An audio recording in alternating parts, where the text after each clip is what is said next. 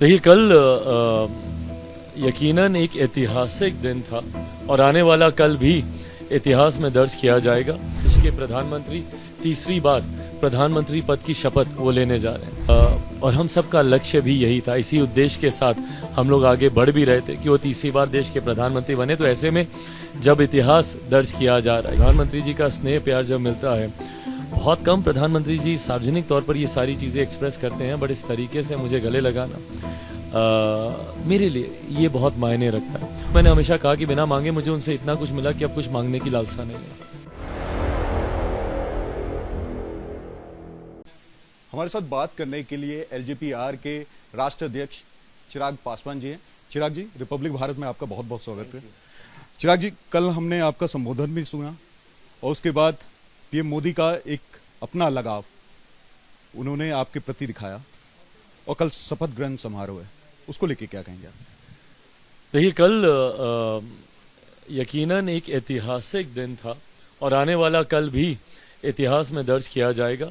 ये कोई सामान्य परिस्थिति नहीं है, सामान्य बात नहीं है कि देश के प्रधानमंत्री तीसरी बार प्रधानमंत्री पद की शपथ वो लेने जा रहे हैं। ऐसे में और हम सबका लक्ष्य भी यही था। इसी उद्देश्य के साथ हम लोग आगे बढ़ भी रहे थे कि वो तीसरी बार देश के प्रधानमंत्री बने। तो ऐसे में जब इतिहास दर्ज किया जा रहा है, ये हम सब के लिए हर्ष की बात है। कल संबोधन के बाद आपने जिक्र किया, मेरे लिए वो बहुत बड़ी बात है और मेरे लिए सब कुछ वही है। प्रधानमंत्री जी का स्नेह प्यार जब मिलता है, बहुत कम प्रधानमंत्री जी सार्वजनिक तौर पर ये सारी चीज़ें एक्सप्रेस करते हैं, बट इस तरीके से मुझे गले लगाना मेरे लिए ये बहुत मायने रखता है। और इसीलिए मैंने हमेशा कहा कि बिना मांगे मुझे उनसे इतना कुछ मिला कि अब कुछ मांगने की लालसा नहीं है। आपने लालसा की बात की, कोई लालसा नहीं है, लेकिन जनता, जो आम जनता है, वो तो चिराग पासवान को अलग ही तेवर में, अलग ही चेहरे पे देखना चाहती है और साथ ही ये देखना चाहती है कि चिराग पासवान को एक कैबिनेट मिले, एक मंत्रालय मिले। उसको लेके क्या कहेंगे आप? जैसा मैंने कहा, मेरी लिस्ट ऑफ प्रायोरिटीज़ में दूर दूर तक ये सारी बातें नहीं है। मेरा लक्ष्य मेरे प्रधानमंत्री को तीसरी बार देश का प्रधानमंत्री बनाना था। मुझे खुशी इस बात की है कि हम लोग उस लक्ष्य में हम लोग कामयाब हुए। आगे प्रधानमंत्री जी का ये तमाम बातें विशेषाधिकार हैं, वो किन को मंत्रिमंडल में रखते हैं, नहीं रखते हैं, मेरी पार्टी की तरफ से रत्ती भर भी कोई मांग नहीं है।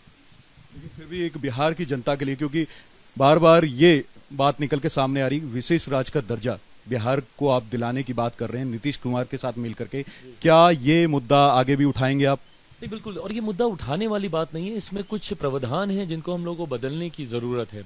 जब तक प्लानिंग कमीशन था, चीज़ें फिर भी थोड़ी सहज थी विशेष राज्य के दर्जे दिलाने को लेकर। नीति आयोग में कुछ ऐसे प्रावधान हैं जिसकी वजह से अभी तक ये कार्य संभव नहीं हो पाया है। डबल इंजन की सरकार है, प्रदेश में भी राज्य में भी। मैं मानता हूँ कि इस दौरान संभवतः हम सब लोग के ईमानदार प्रयास से ये संभव होगा।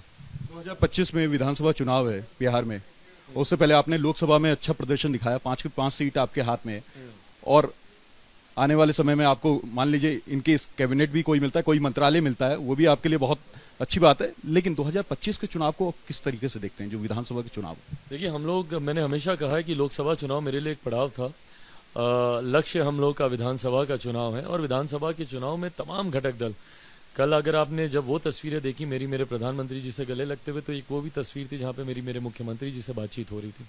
एक्चुअली हम लोग यही सब डिस्कस कर रहे थे कि आगे विधानसभा के चुनाव में कैसे सारे दल एक साथ उतरेंगे, कहाँ कहाँ पर हम लोग को ज़्यादा मेहनत करने की ज़रूरत है। रणनीति पे काम ऑलरेडी शुरू हो गया है और अगले विधानसभा चुनाव परिणामों में भी आप देखिएगा, जैसे केंद्र में एनडीए की सरकार, वैसे ही बिहार में भी एनडीए की सरकार बनने जा रही है। ये मोदी ने एनडीए की परिभाषा दी डेवलपमेंट को लेकर के, लेकिन कांग्रेस लगातार ही उसको कहीं न कहीं नीतीश कुमार के ऊपर आश्रित, नायडू के ऊपर आश्रित बताया उसको किस तरीके से?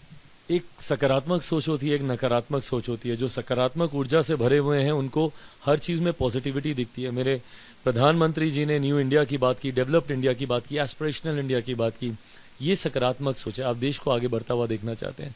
जो लोग इसमें भी नकारात्मकता देखते हैं, वो फिर इस तरीके के फुल फॉर्म्स बनाने का प्रयास करते हैं। बहरहाल, उनके कहने से कुछ नहीं होगा। एनडीए एकजुटता के साथ चुनाव लड़ा, जीता, सरकार बनाने जा रहा है और 5 साल तक ये सरकार मजबूती से चलेगी। आप सरकार को मजबूती से चलाने की बात कर रहे हैं, लेकिन कांग्रेस तो प्रलोभन दे रही है, 8,500 की बात कर रही है, डोरे डाल रही है।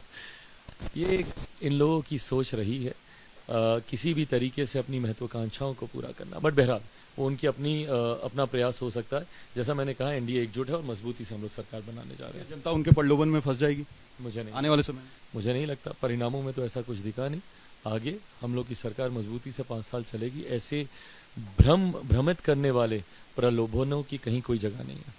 नीतीश कुमार के नेतृत्व में आप 2025 का चुनाव लड़ेंगे, क्योंकि लगातार जो डिप्टी सीएम है वो कहते हुए नजर आ रहे हैं, तो आप उसको किस तरीके से देखते हैं? नहीं, बिल्कुल, हमारे मुख्यमंत्री जी ने बहुत खूबसूरती से एनडीए गठबंधन का नेतृत्व चुनाव के दौरान किया और इस जीत में उनका एक महत्वपूर्ण योगदान है। ऐसे में जहां केंद्र में प्रधानमंत्री जी के नेतृत्व में सरकार चल रही है, बिहार में मुख्यमंत्री जी के नेतृत्व में सरकार चल रही है और उन्हीं के नेतृत्व में हम लोग चुनाव में भी जाएंगे। चिराग पासवान का विकास मॉडल क्या होगा? Bihar first, Bihari first.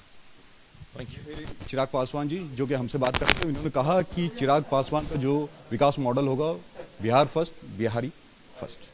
Republic Bharat के लिए लोमस झा।